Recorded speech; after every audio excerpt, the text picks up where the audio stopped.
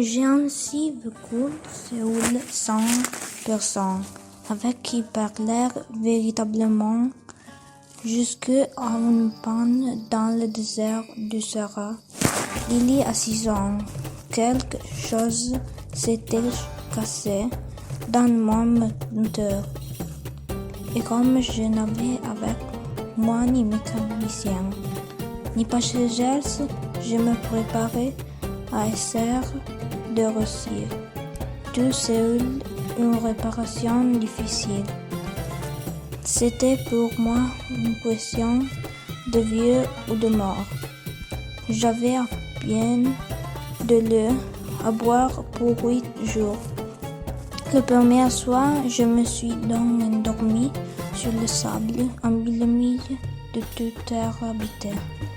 J'étais bien plat, isolé, comme un naufrage sur un radeau au milieu de l'océan. Alors vous imaginez ma surprise. Le lever du jour, quand une drôle de petite voix m'a réveillé, elle disait: « S'il vous plaît, descends-moi en montant. » Hein, descends-moi en montant. Je sautais sur mes pieds, comme si j'avais été frappé par la foudre. J'ai bien frotté mes yeux, j'ai bien regardé, et j'ai vu un petit bonhomme, tout à fait extraordinaire, qui me considérait gravement. Voilà le meilleur porté que plus tard. J'ai réussi à faire de lui mes mains de sang, bien sûr, et beaucoup moins ravissant que le modèle. Ce n'est pas ma faute. J'avais été découragé dans ma carrière de peintre par les grandes personnes à l'âge de 6 ans. Et je n'avais rien appris à désigner, sur le bois fermé et le bois ouvert. Je regardais dans cette apparition avec des yeux tout ronds d'étonnement. N'oubliez pas que je me trouvais à 1000 milles de toute la région habitée. Or mon petit bonhomme ne semblait n'égarer ni mort de fatigue, ni mort de faim, ni mort de soif, ni mort de peur. Il n'avait en rien l'apparence d'un éléphant, perdu au milieu du désert, à 1000 milles de toute région habitée. Quand je réussis enfin à parler, je lui dis: « Mais qu'est-ce que tu fais là ?» Et il me répéta alors, tout doucement, comme une chose très sérieuse: « S'il vous plaît, descends-moi en montant. » Quand le mystère est trop impressionnant, on n'ose pas décevoir.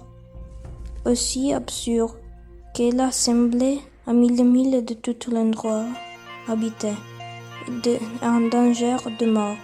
J'ai sorti de ma poche une feuille de papier et un stylographe.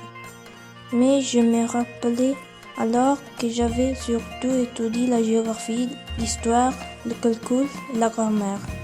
Je dis au petit bonhomme, avec un peu de mauvaise humeur, que je n'avais pas dessiné.